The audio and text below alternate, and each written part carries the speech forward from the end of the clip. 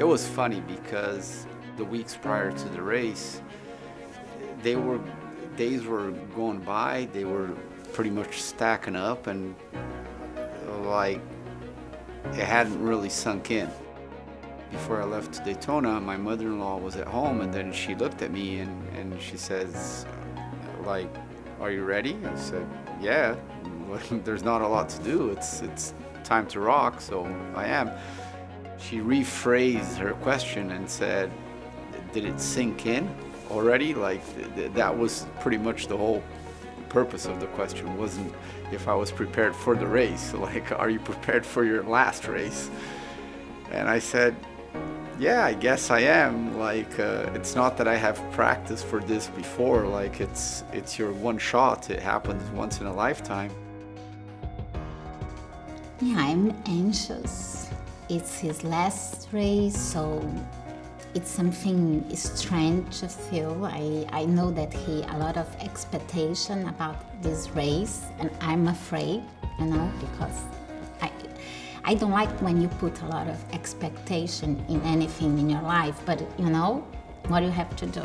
It's his last race, so let's do it.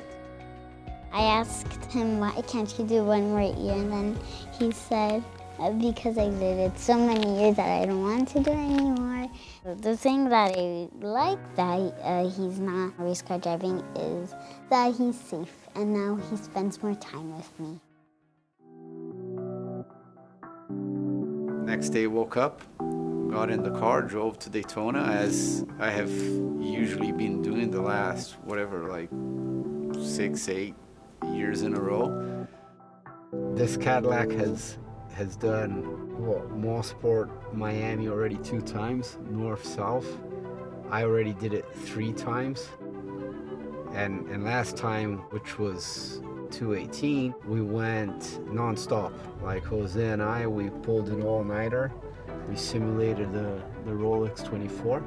It's amazing how much you can see and how much you can enjoy a lot more when you're driving. Yes, you need to be patient. Yes, it takes a lot of time, but if you have a little bit of extra time, I'm completely for it, and I think it's absolutely worth it.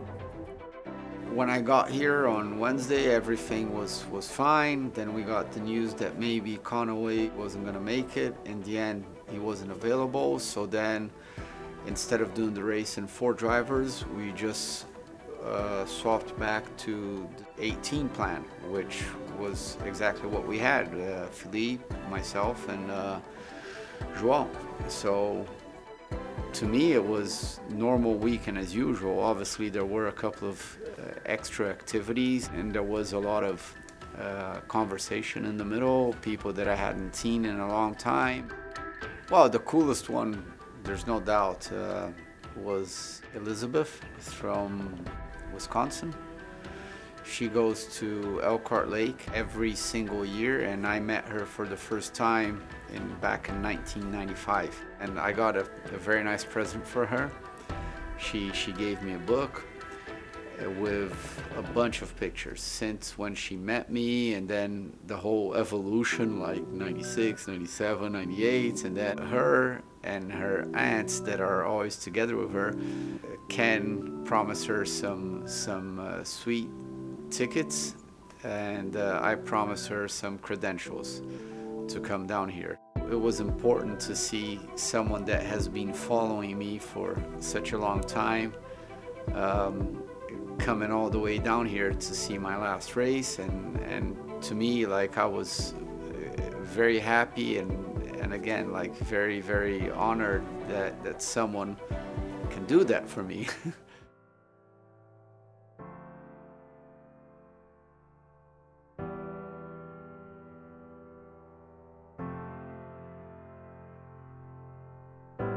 In a way, I was here in Daytona like 2 different guys.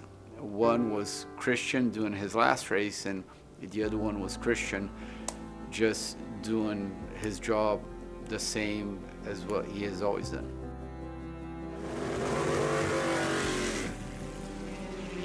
I am there to try and win Daytona for a 4th time.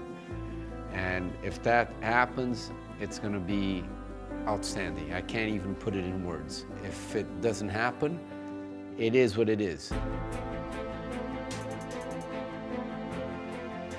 Thursday, we couldn't qualify. Philippe, on his out lap, came immediately back into the pits.